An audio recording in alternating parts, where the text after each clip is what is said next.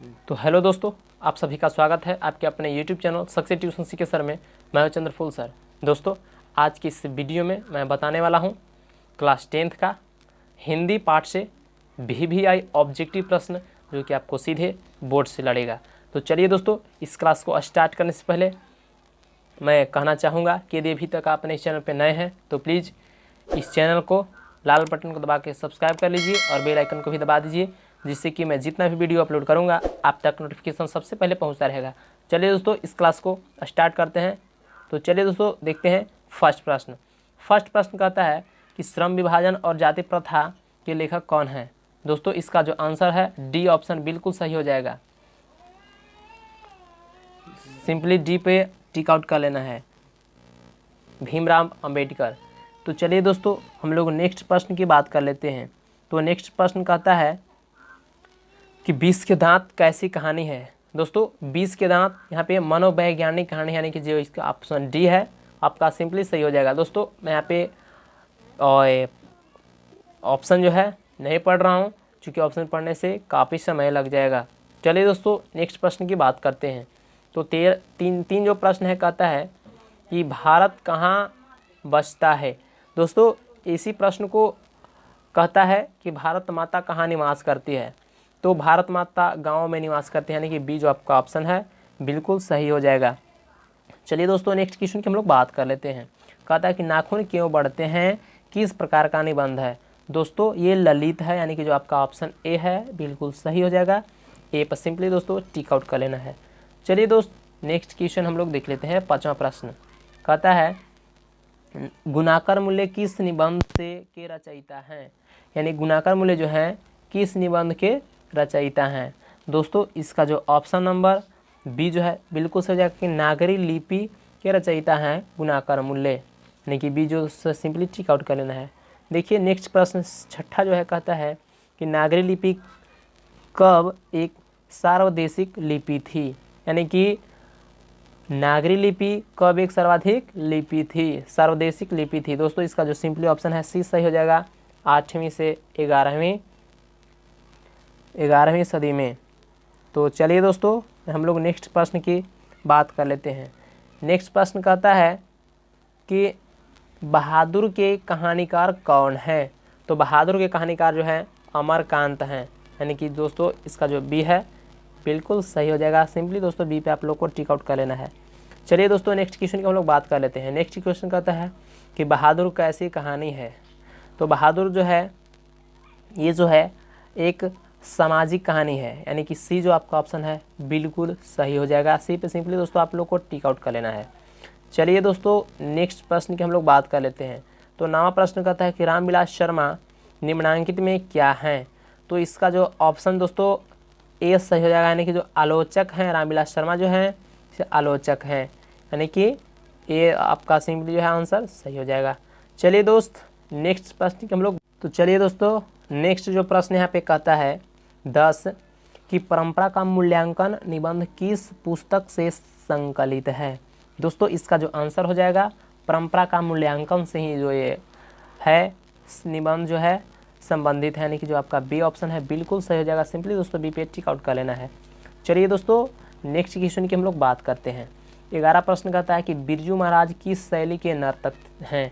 बहुत ही VVI प्रश्न है दोस्तों, इसे आप लोग VVI समझकर और हमेशा याद रखेंगे, जो कि आपको बोर्ड में लड़ सकता है। तो चलिए दोस्तों, इसका जो आंसर हो जाएगा ए सही है, कथक, यानी कि जो इसका ऑप्शन ए है बिल्कुल सही हो जाएगा, कथक। तो चलिए दोस्तों, नेक्स्ट क्वेश्चन की हम लोग बात करते हैं।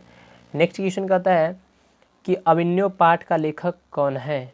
तो दोस्तों, अभिनव पाठ का जो लेखक थे अशोक वाजपेयी थे, यानी कि सी जो आपका आंसर है सही हो जाएगा, ऑप्शन जो है सही हो जाएगा। तो चलिए दोस्तों, हम लोग नेक्स्ट क्वेश्चन की बात कर लेते हैं। यानी 13 जो प्रश्न कहता है कि अभिनव पाठ गद्य की कौन सी विद्या है। हाँ, ये भी जो है VVI ऑब्जेक्टिव प्रश्न है दोस्तों, इसे भी आप लोग याद रखेंगे, यानी कि जो इसका आंसर हो जाएगा यात्रा वृत्तांत है, यानी कि बी जो आपका ऑप्शन है बिल्कुल सही हो जाएगा। चलिए नेक्स्ट क्वेश्चन की हम लोग बात कर लेते हैं। तो 14 प्रश्न कहता है कि मछली किस प्रकार की कहानी है। दोस्तों, ये जो है एक सामाजिक कहानी है, यानी कि आपका ऑप्शन ए है बिल्कुल सही हो जाएगा। सिंपली दोस्तों ए पे टिक आउट कर लेना है। चलिए नेक्स्ट प्रश्न की हम लोग बात कर लेते हैं। तो नेक्स्ट प्रश्न जो है 15 कहता है कि मछली कहानी में किस वर्ग का जीवन वर्णित है। दोस्तों ये जो है बी इसका ऑप्शन सही हो जाएगा, यानी कि मध्यम वर्ग में जो है जीवन वर्णित है। तो चलिए दोस्तों इसका जो ऑप्शन हो जाएगा बी बिल्कुल सही हो जाएगा। चलिए दोस्तों नेक्स्ट क्वेश्चन की हम लोग बात करते हैं। नेक्स्ट क्वेश्चन कहता है कि नौबत खाने में इबादत पाठ के लेखक कौन है। तो दोस्तों इस पाठ का जो लेखक है यतीन्द्र मिश्र है, यानी कि जो आपका बी ऑप्शन है बिल्कुल सही हो जाएगा, यतीन्द्र मिश्र। बी दोस्तों आपको सिंपली टिक आउट कर लेना है। चलिए दोस्त नेक्स्ट क्वेश्चन की हम लोग बात कर लेते हैं। तो नेक्स्ट क्वेश्चन कहता है कि बिस्मिल्लाह खां का असली नाम क्या था। दोस्तों ये VVI प्रश्न है, आप लोग इसे VVI लिख लेंगे, यानी कि दोस्तों कहता है कि बिस्मिल्लाह खां का असली नाम क्या था। दोस्तों इसका जो आंसर हो जाएगा डी सही हो जाएगा, अमरुद्दीन नाम था, यानी अमरुद्दीन, यानी डी जो आपका ऑप्शन है बिल्कुल सही हो जाएगा। सिंपली दोस्तों डी पे टिक आउट कर लेना है। चलिए दोस्त नेक्स्ट क्वेश्चन की हम लोग बात कर लेते हैं। तो 18 प्रश्न कहता है कि गांधी जी को महात्मा किसने कहा। ये दोस्तों VVI प्रश्न है, इसे भी आप लोग VVI लिख लेंगे, यानी कि गांधी को महात्मा किसने कहा, यानी कि इसका जो आंसर हो जाएगा बी बिल्कुल सही हो जाएगा, यानी रविंद्रनाथ ठाकुर जी ने इन्हें सर्वप्रथम महात्मा कहा था इनको। तो यानी कि बी जो आपका है सिंपली दोस्तों आंसर सही हो जाएगा। चलिए दोस्त नेक्स्ट क्वेश्चन की हम लोग समझकर हमेशा याद रखेंगे। कहता है राम नाम बिनु बिरथे जग जन्मा किस कवि की रचना है। दोस्तों ये जो है गुरु नानक द्वारा लिखा गया है दोस्तों, यानी कि आपका जो ऑप्शन ए है बिल्कुल सही हो जाएगा, गुरु नानक, यानी कि सिंपली दोस्तों ए पे टिक आउट कर लेना है। चलिए दोस्त नेक्स्ट क्वेश्चन की हम लोग बात कर लेते हैं।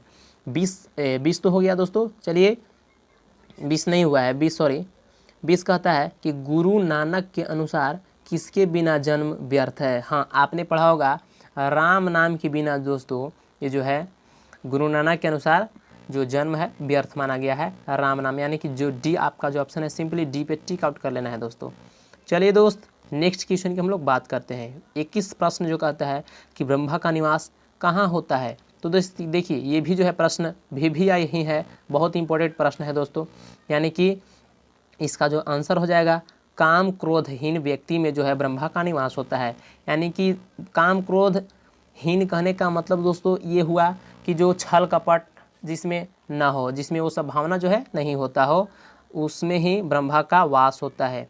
चलिए दोस्तों नेक्स्ट प्रश्न की हम लोग बात कर लेते हैं। तो 22 प्रश्न कहता है कि रसखान किस काल के कवि थे। ये बहुत ही VVI प्रश्न है दोस्तों, वेरी इंपॉर्टेंट प्रश्न है, आप लोग इसे सिंपली याद रखेंगे तो इसका जो आंसर होगा दोस्तों मैं बता दूं आपको 22 का जो है ऑप्शन ए सही हो जाएगा, रीतिकाल, यानी कि रीतिकाल का जो है कवि थे रसखान जी।